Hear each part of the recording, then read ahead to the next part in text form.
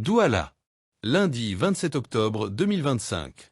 La ville s'est réveillée dans un silence troublé, un silence qu'on n'oublie pas. Un silence où l'on entend encore l'écho des cris, des vitres brisées, des pas qui fuient dans la poussière et la peur. Ce matin-là, les habitants du quartier Saint-Michel ont découvert un spectacle de désolation. Des façades calcinées, des vitrines éventrées, des billets de banque piétinés dans la boue. Et au centre de ce chaos, l'agence Société Générale Cameroun, pillée, ravagée, violée. Ce qui devait être une marche pacifique est devenu une marche de la honte. Car derrière ce chaos, un nom résonne, Issa Chiroma Bakary. Octobre 2025. Le Cameroun retient son souffle. Après 43 ans de règne, Paul Biya, âgé de 92 ans, brigue un nouveau mandat. Certains y voient un dernier chapitre, d'autres un éternel recommencement. Face à lui, une opposition éclatée, hésitante, mais portée par des visages connus, Maurice Kamto, Cabral Libye, Joshua Ozi. Et un revenant, un ancien du sérail, Issa Chiroma Bakary. Ancien ministre de la Communication, Chiroma s'est mué en critique du régime qui l'a servi. Il se présente comme la voix du peuple trahi, l'homme du retour à la vérité républicaine. Il promet un Cameroun nouveau, sans peur, sans corruption, sans mensonge. Et il parle bien. Très bien. Ses discours enflamment les foules, séduisent les jeunes, irritent les élites. Mais derrière la rhétorique, un piège se tend. Car au Cameroun, les mots ont du poids. Et parfois, les mots tuent.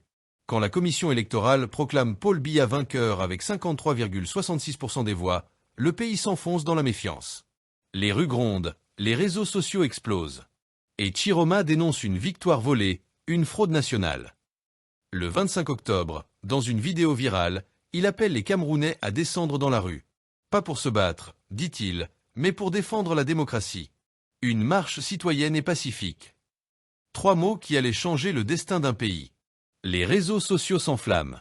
TikTok, Facebook, WhatsApp, partout, la même vidéo. Issa Chiroma, en veste sombre, regard droit dans la caméra, lançant son appel à la résistance démocratique. Le peuple doit reprendre sa souveraineté. Ce n'est pas une insurrection, c'est un devoir citoyen. Mais dans un pays fracturé, chaque mot est une étincelle. Et à Douala, l'étincelle trouve sa poudre. L'après-midi du 27 octobre, la marche commence au carrefour Saint-Michel. Des pancartes, des chants, des slogans, non au hold-up électoral. Vérité des urnes. Mais très vite, la foule se scinde. Des jeunes surgissent avec des barres de fer, des pierres, des masques. Les premiers jets de projectiles partent, les premiers gaz lacrymogènes répondent. En quelques minutes, la marche citoyenne devient une insurrection urbaine. Des commerces sont pris d'assaut, des banques attaquées, des motos incendiées. La Société Générale Saint-Michel, symbole du capital et du pouvoir, devient une cible. Les portes cèdent. Les caisses sont fracturées. Les billets volent dans le vent comme des feuilles mortes. Et la peur s'installe. Ce jour-là, Douala a cessé de respirer. Ce 27 octobre, les images font le tour du monde. Des jeunes hurlant sous les gaz, des policiers dépassés, des familles barricadées. Le Cameroun découvre, une fois de plus, le visage déformé de sa colère. Les uns parlent de répression, les autres de vandalisme, mais tous s'accordent sur une chose, la démocratie a perdu la raison. Car la rue n'est pas un parlement. Et la violence n'a jamais apporté la vérité. Les manifestants pacifiques d'hier deviennent les pilleurs d'aujourd'hui. Les mots d'ordre de justice se transforment en cris de haine.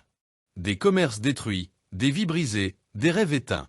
Et dans tout cela, Issa Chiroma se tait. Il se cache derrière des formules « Je n'ai appelé à aucune violence ».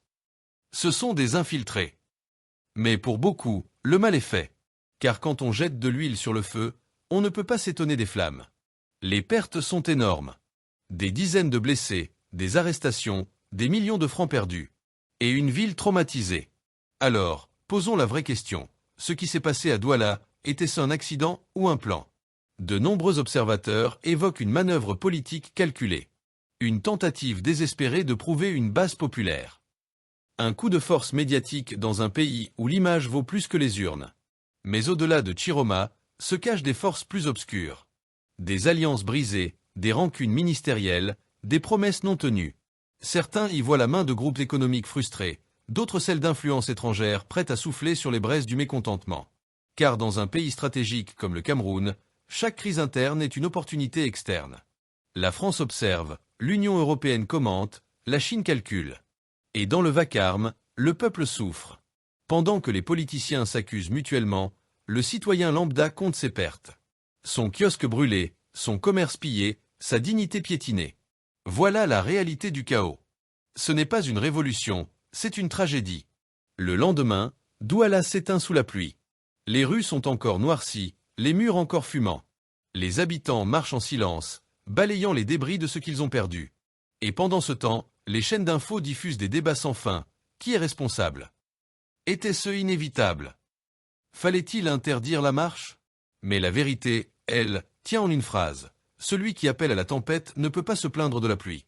Être un homme d'État, ce n'est pas crier au feu pour exister. C'est empêcher que tout brûle, même quand on se sent oublié. Issa Chiroma a voulu prouver qu'il pouvait rallier les foules. Il a prouvé qu'il pouvait les déchaîner. Et le Cameroun, ce jour-là, a payé le prix fort pour une leçon politique qu'il connaissait déjà. Le Cameroun est un pays fort. Un pays blessé parfois, mais debout toujours. Il a traversé les guerres, les crises, les trahisons, mais il tient, parce que son peuple croit encore en quelque chose de plus grand, la paix. La vraie résistance, aujourd'hui, ce n'est pas la rue. C'est la conscience. C'est refuser d'être manipulé. C'est choisir le dialogue plutôt que la destruction. Car la République n'appartient pas aux politiciens. Elle n'appartient pas aux partis. Elle appartient au peuple. À toi. À moi. À tous ceux qui refusent que le pays de leurs enfants soit réduit en cendres. Alors, souviens-toi, le Cameroun n'a pas besoin d'apprentis insurrectionnistes. Il a besoin de bâtisseurs. De paix, de justice et d'un courage nouveau.